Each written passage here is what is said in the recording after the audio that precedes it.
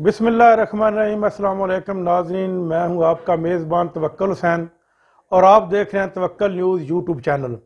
नाज़रीन, आज पाकिस्तानियों के लिए ख़ास तौर पर हवा की बेटियों के लिए एक इंतहाई खुशी की खबर है, और वो खबर ये है कि नूर मुकद्दम कत्ल केस का फ़ैसला हो गया है, जिसमें मुअज़्ज़ज़ जज एडिशनल सेशन जज ने ज़ाहिर जाफ़र को 3 सज़ाएँ सुनाई हैं।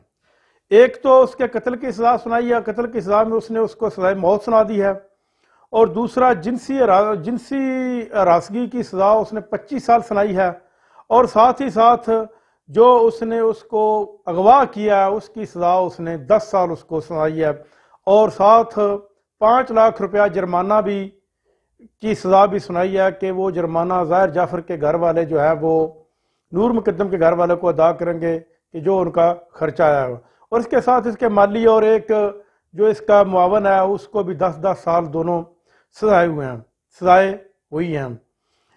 इससे हमारी अदालतों का जो तकद्दस है वो बहुत बड़ा है, और अदालतों के ऊपर लोगों का इत्मीनान भी बड़ा है, और ख़ास तौर पर जो नूर मुकद्दम के घर वालों को तस्कीन हुई है इसकी तो कोई किसी जगह भी मिसाल नहीं मिलती। आज हर पाकिस्तानी, हर हवा की बेटी अपनी अदालतों के इस फैसले के ऊपर इंतहाई खुश है।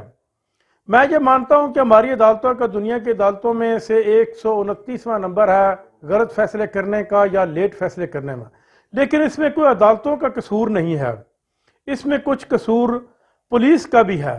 पुलिस बर वक्त चलान पेश नहीं करती, अगर चलान पेश करती है तो उसमें इस किस्म के गुंजल डाल देती है कि अदालतों को वो मुजरम बरी करना पड़ जाता है। इस केस में पुलिस ने चलान भी बर वक्त पेश किया है और तफ्तीश भी इंतहाई ईमानदारी के साथ किया है। जितने केस बाकी अदालतों में लटके पड़े हैं ये पुलिस की तफ्तीश की वजह से लटके पड़े हैं। इस केस का फैसला तकरीबन 4 महीने 8 दिन के बाद आ गया।